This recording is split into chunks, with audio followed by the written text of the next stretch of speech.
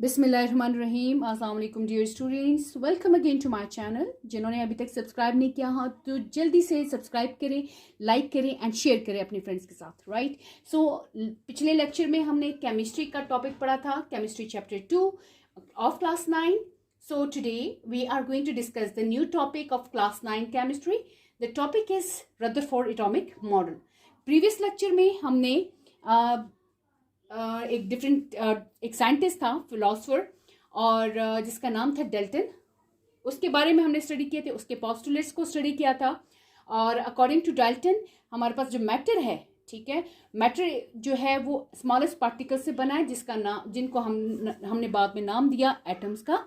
और एटम्स क्या है हमारे पास? Indivisible particle according to the Dalton. Right, so 1900 से पहले तक तो ये सारा मतलब सब यही कंसिडर कर रहे थे कि एटम जो है इंडिविजिबल पार्टिकल है।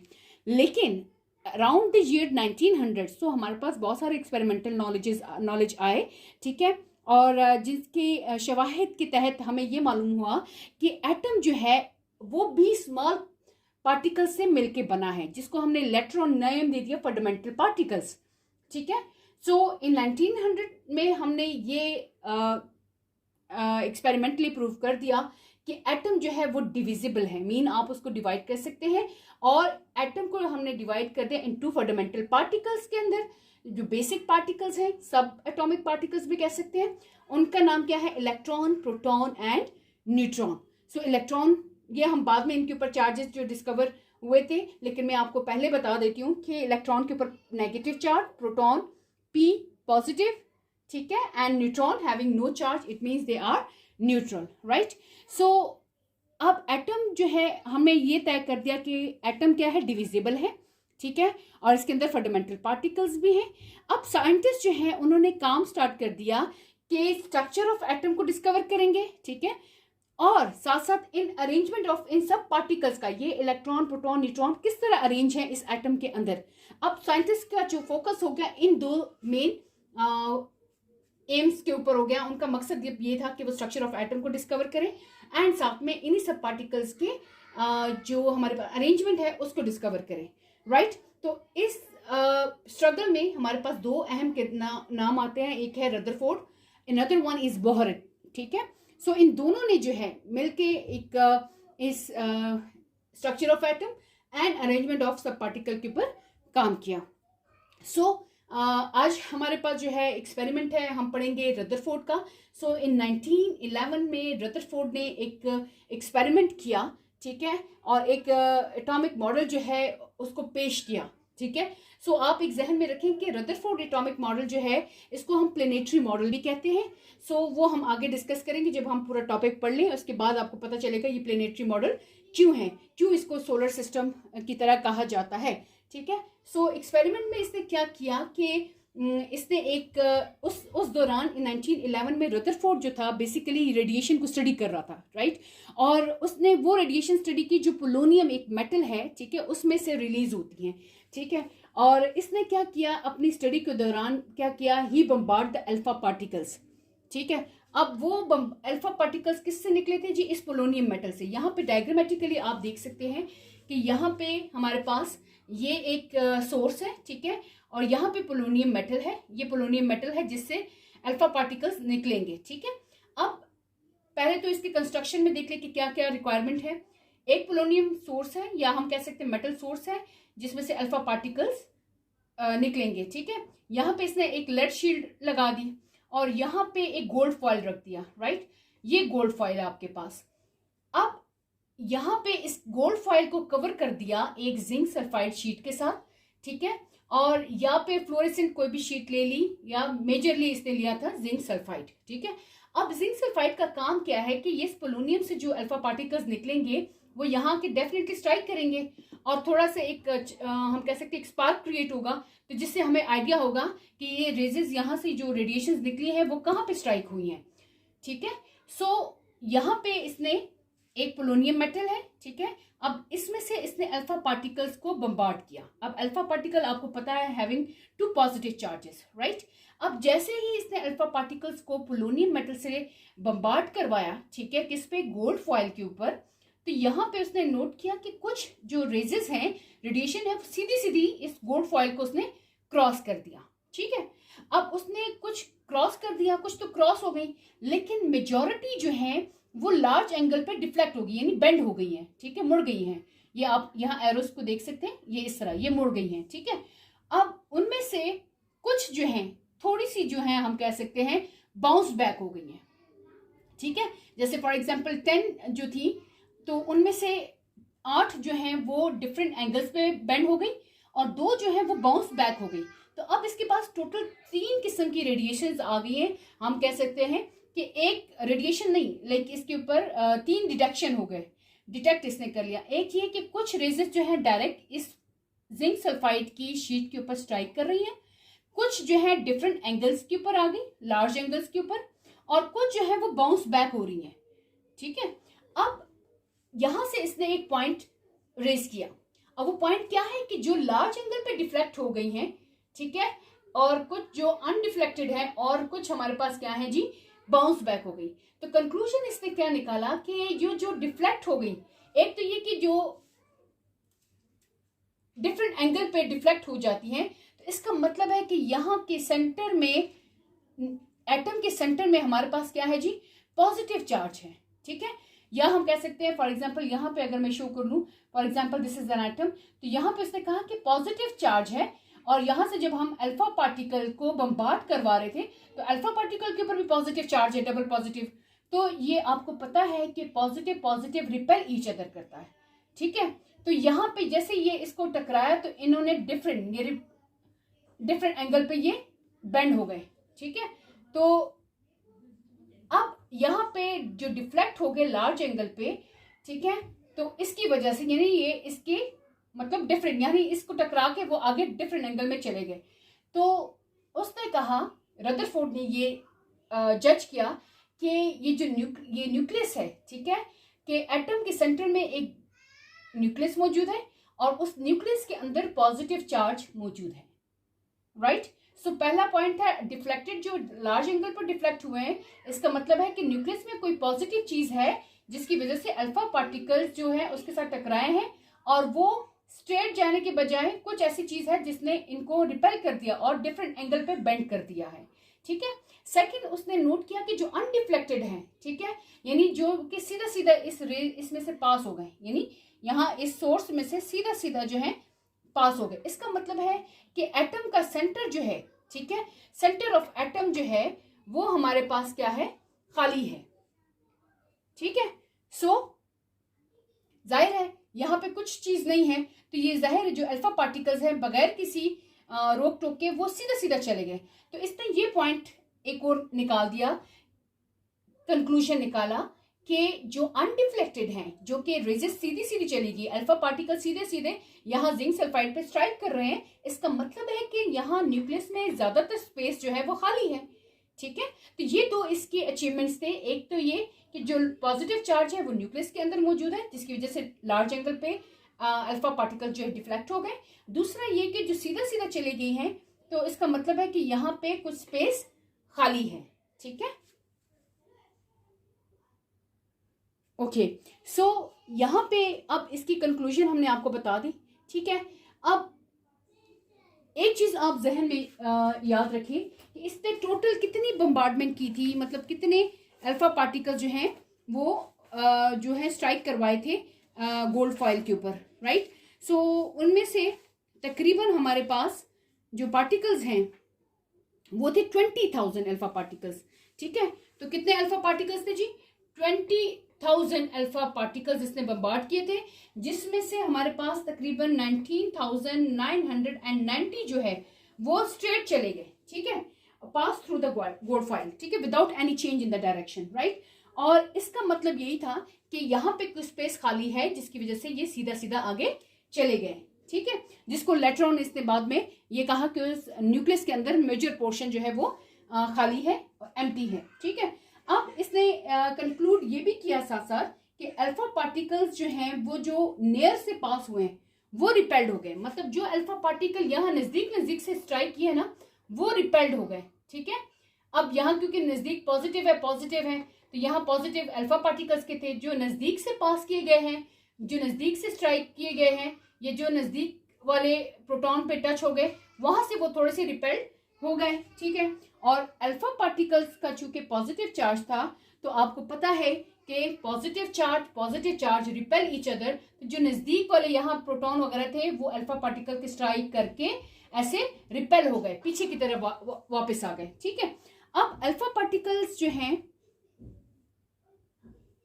अगर हम अल्फा पार्टिकल्स को थोड़ा क्लोजली यहां से हिट करवाते हैं ना ये गोल्ड फॉइल के ऊपर, तो उन्होंने लार्ज एंगल पे डिफ्लेक्शन शो किए। अगर दूर से करेंगे तो कम एंगल्स पे डिफ्लेक्शन है, लेकिन डिफ्लेक्शन जरूर होगी, ठीक है।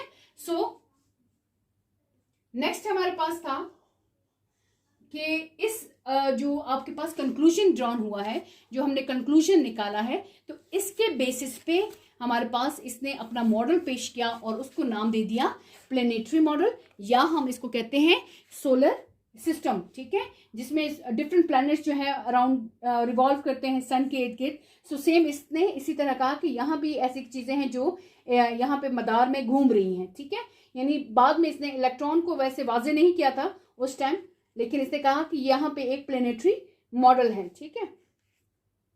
अच्छा, now moving toward the postulates of Bohr Rutherford atomic model. अब रदरफोर्ड ने क्या किया कि अपना जो मॉडल पेश किया और उस मॉडल के थ्रू इसने स्ट्रक्चर ऑफ एटम को एक्सप्लेन किया, ठीक है। अब इस स्ट्रक्चर ऑफ एटम को जो एक्सप्लेन किया है, तो इसमें पहला पॉइंट इसने यही निकाला कि जो एटम है वो न्यूट्रल पार्टिकल है, हैविंग नो चार्ज, राइट। तो अभी जैसे हमने कहा कि electron around the nucleus revolve करते हैं, ठीक है, और प्रोटॉन अंदर होते हैं और न्यूट्रॉन भी यहाँ न्यूक्लियस के अंदर मौजूद हैं, ठीक है। तो आपको पता है number of electron and proton are same, ठीक है, आर इक्वल, ये हमने एटॉमिक नंबर में डिस्कस किया था, ठीक है। ये भी कह सकते हैं कि इलेक्ट्रॉन के ऊपर नेगेटिव चार्ज होता है और प्रोटॉन के ऊपर पॉजिटिव है, तो ये दोनों cancel the effect of each other. तो आपके पास क्या रह गया, न्यूट्रॉन, तो न्यूट्रॉन के हैविंग नो चार्ज, इसके ऊपर कोई चार्ज नहीं है। So that's why we can also say this thing कि एटम क्या है, हमारे पास न्यूट्रल पार्टिकल है और इसके ऊपर कोई भी चार्ज नहीं है। नेक्स्ट पॉइंट हमारे पास है कि जो सेंटर ऑफ एटम है उसके अंदर हमारे पास क्या है, पॉजिटिव चार्ज पार्टिकल पाए जाते हैं एटम के अंदर। फॉर एग्जांपल ये आपके पास एटम है, एटम के अंदर न्यूक्लियस है, ठीक है, और उसने कहा कि न्यूक्लियस के अंदर पॉजिटिव चार्ज पाया जाता है, जिसको इसने नाम दे दिया प्रोटॉन का। इससे कहा है प्रोटॉन है जो कि न्यूक्लियस के अंदर पाए जाते हैं। नेक्स्ट उसके बाद है, नेक्स्ट इसने कहा कि जो न्यूक्लियस का साइज है ये एटम के साइज की निस्बत छोटा होता है, ठीक है, ओके। उसके बाद नेक्स्ट पॉइंट इसने बताया जो इलेक्ट्रॉन है वो न्यूक्लियस के इर्द गिर्द रिवॉल्व कर रहे हैं, ठीक है। सो चूंकि इलेक्ट्रॉन न्यूक्लियस के इर्द गिर्द रिवॉल्व कर रहे हैं, तो इस बेस पे इसने इस मॉडल को नाम दे दिया प्लेनेटरी मॉडल, या हम इसे कहते हैं सोलर सिस्टम। जिस तरह सूरज जो है, डिफरेंट प्लैनेट्स जो है वो सूरज के इर्द गिर्द रिवॉल्व करते हैं, इसी तरह इसने चूंकि इलेक्ट्रॉन इसके न्यूक्लियस के इर्द गिर्द रिवॉल्व कर रहे हैं, इसने इसको नाम दे दिया प्लेनेटरी मॉडल का, राइट। अच्छा, अब इसके बाद हम इसके डिफेक्ट्स को पढ़ेंगे कि रदरफोर्ड ने इसके मॉडल में क्या डिफेक्ट्स थे, ठीक है, ओके जी। Now moving toward the defects, right. So defects हमारे पास क्या है कि हमारे पास जो फर्स्ट वन है that is the electron revolve around the nucleus, ठीक है। तो अगर हमारे पास कोई, फॉर एग्जाम्पल ये आपके पास न्यूक्लियस है एटम और ये इसके अंदर न्यूक्लियस, यहाँ पे पॉजिटिव चार्ज है और इलेक्ट्रॉन इसके इर्द गिर्द रिवॉल्व कर रहा है, राइट। तो जब इलेक्ट्रॉन इसके इर्द गिर्द रिवॉल्व कर रहा है तो एक सर्कुलर पाथ में, तो चूंकि हमारे पास लॉ ऑफ मोशन क्या है कि आपके पास कुछ चीजें रेस्ट में है, कुछ मोशन में है, ठीक है। और अगर कोई चीज मोशन में है तो उसको हम जब तक एक्सटर्नल फोर्स अप्लाई नहीं करेंगे वो कंटिन्यूस मोशन में जाती है, ठीक है। और according to Newton second law F is equal to ma, जब आप कोई फोर्स अप्लाई करते हो किसी बॉडी के ऊपर या कोई मूविंग बॉडी है, आप उसके ऊपर फोर्स अप्लाई करोगे तो देन वो स्टॉप हो जाती है, ठीक है।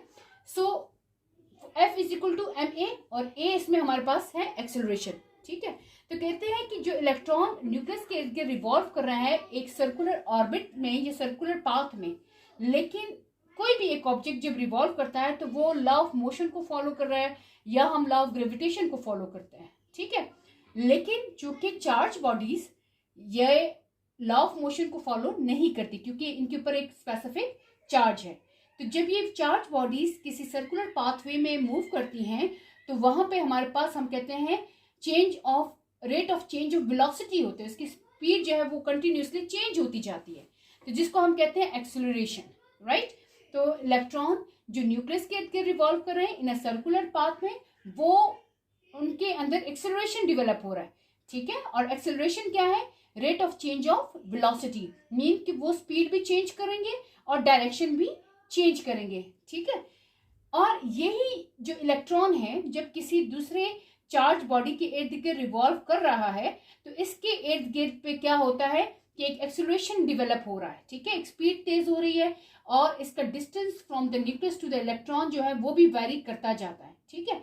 सो जब ये इलेक्ट्रॉन प्रोटॉन के इर्द गिर्द रिवॉल्व कर रहा है तो उस दौरान ये रेडिएशन ऑफ एनर्जी रिलीज करता है, डिफरेंट एनर्जी को रिलीज करेगा, ठीक है। अब ये जो एनर्जी रिलीज करता है या हम उसे कहते हैं कि they loss the energy, electron continuously अपनी एनर्जी को लॉस कर रहा है। जब ये पॉजिटिव चार्ज स्पीशी के इर्द गिर्द रिवॉल्व करता जाता है तो इस दौरान इसकी एनर्जी कम होती जाती है। अब इतनी कम होती जाती है कि वो यानी असूलन तो ऐसा होना चाहिए कि अगर ये पॉजिटिव चार्ज है और इसके इर्द गिर्द यहाँ पे ये इलेक्ट्रॉन रिवॉल्व कर रहा है तो ये आपके पास क्या है, ये रिवॉल्व करते करते करते एक टाइम ऐसा आएगा कि ये न्यूक्लियस में फॉल कर जाएगा, ठीक है। क्योंकि हम कहते हैं कि कोई चार्ज स्पीशी है यानी इलेक्ट्रॉन जब सर्कुलर पाथवे में रिवॉल्व करता है तो वो अपनी एक्सेलरेशन उसकी चेंज है यानी इसकी स्पीड चेंज हो रही है, ठीक है। अब जब स्पीड चेंज हो रही है तो उस वक्त रेडिएशन क्रिएट कर रहा है, ठीक है, और साथ में अपनी एनर्जी भी लॉस कर रहा है। तो जब एनर्जी लॉस करता है एक टाइम आता है कि वो न्यूक्लियस के अंदर ड्रॉप कर जाएगा, ठीक है। और इससे क्या होगा, आपका जो एटम है वो कोलैप्स कर जाएगा, ठीक है। लेकिन हमारे पास एटम जो है, चूंकि हमें पता है एटम जो है वो स्टेबल है, तो जो रदरफोर्ड है उसने एटम की स्टेबिलिटी से हटके ये पॉइंट दे दिया। According to Rutherford, electron revolve round the nucleus in a circular path and इसकी एनर्जी लॉस होती है एंड वो एक टाइम आता है न्यूक्लियस में फॉल कर जाता है। तो इससे तो न्यूक्लियस एटम जो है कोलैप्स कर जाएगा। तो हालांकि हमारा जो अपना कॉन्सेप्ट है जो ऑलरेडी हम पीछे हमारे जो एक्सपेरिमेंट्स हो चुके हैं जो डिफरेंट साइंटिस्ट ने किए हैं, according to them atom is stable. तो रदरफोर्ड के एक्सपेरिमेंट के मुताबिक ये तो एटम कोलैप्स कर जाएगा और यहाँ पे एटम इनस्टेबल हो गया, ठीक है। तो यह एक डिफेक्ट हमारे पास रदरफोर्ड का ये है कि इसने एटम की स्टेबिलिटी को एक्सप्लेन नहीं किया, ठीक है। अकॉर्डिंग टू रदरफोर्ड एटम तो अनस्टेबल हो गया, इनस्टेबल है, ठीक है। तो ये इसका एक डिफेक्ट हो गया। उसके बाद नेक्स्ट पॉइंट है हमारे पास, जब ये इलेक्ट्रॉन ये प्रोटॉन के ये न्यूक्लियस के इर्द गिर्द रिवॉल्व कर रहा है, कंटिन्यूसली इमिट कर रहा है एनर्जी, तो उस वक्त एक एटॉमिक स्पेक्ट्रम क्रिएट होता है जिसको हम कहते हैं कंटिन्यूस स्पेक्ट्रम, ठीक है। तो इसने कहा कि ये हमारे पास कंटिन्यूस स्पेक्ट्रम क्रिएट हो रहा है, ठीक है। अब एक्चुअल में हमारे पास लाइन स्पेक्ट्रम डेवलप हो रहा है, ठीक है, लेकिन इसने कहा कि हमारे पास कौन सा स्पेक्ट्रम डेवलप होता है,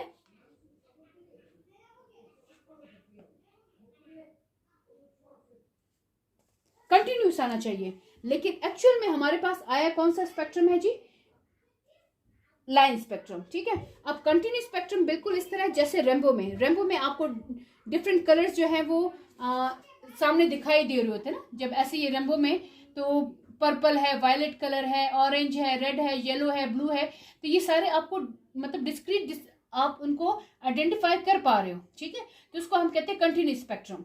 तो स्पेक्ट्रम को आप इस तरह भी आइडेंटिफाई कर सकते हो जैसे आपके पास एक प्रिज्म है और एक प्रिज्म में से जब आप व्हाइट लाइट को पास करते हो और वो आपके पास डिफरेंट बैंड्स में कन्वर्ट हो जाता है, तो इसको हम कहते हैं ये क्या आपके पास हो गया कंटिन्यूस स्पेक्ट्रम, ठीक है।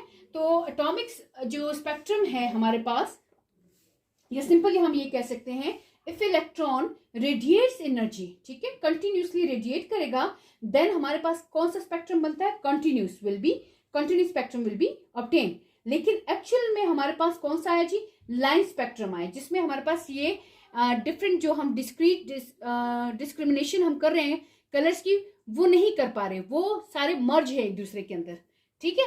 तो ये भी एक ड्रॉबैक था हमारे पास रदरफोर्ड का। उसके अलावा एक और जो ड्रॉबैक है कि इसने हमारे पास इलेक्ट्रॉन की डिस्ट्रीब्यूशन का कोई आइडिया पेश नहीं किया कि इलेक्ट्रॉन्स की जो डिस्ट्रीब्यूशन है एटम के अंदर वो किस तरह है, ठीक है। सो इसने केमिकल प्रॉपर्टीज ऑफ एलिमेंट जो है उसको भी एक्सप्लेन नहीं किया, ठीक है।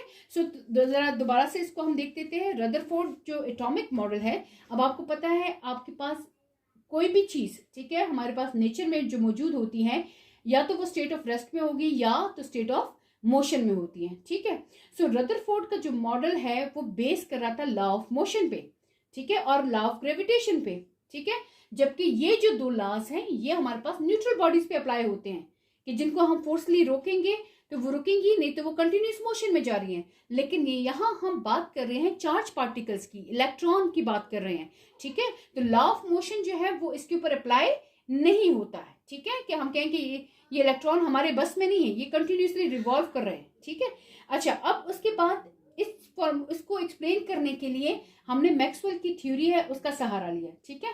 तो मैक्सवेल की थ्योरी कहती है कि जो इलेक्ट्रॉन्स हैं वो चार्ज बॉडीज हैं और वो न्यूक्लियस के इर्द गिर्द जो है वो रिवॉल्व कर रहे होते हैं, ठीक है। जब वो न्यूक्लियस के इर्द गिर्द रिवॉल्व करते हैं इलेक्ट्रॉन्स, दे इमिट एनर्जी कंटिन्यूसली, तो कंटिन्यूसली एनर्जी को रिलीज करते हैं।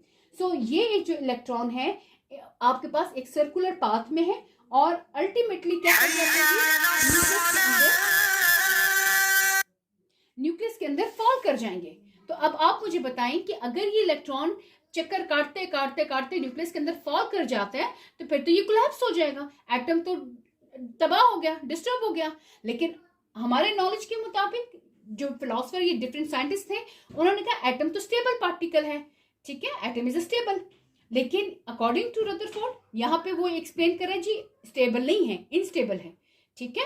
तो ये एक इसका ड्रॉबैक है कि इसने इंस्टेबिलिटी जो है एटम की स्टेबिलिटी को एक्सप्लेन नहीं किया, ठीक है। अच्छा, अब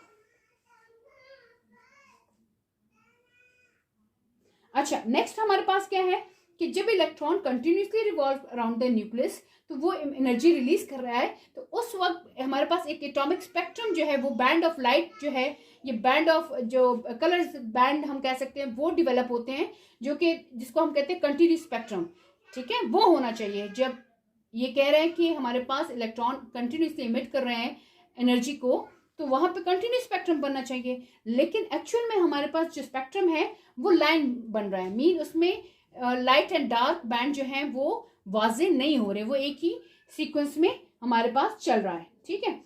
और नेक्स्ट इसका जो ड्रॉबैक है वो ये था कि इसने जो है इलेक्ट्रॉन की डिस्ट्रीब्यूशन का कोई भी आइडिया पेश नहीं किया।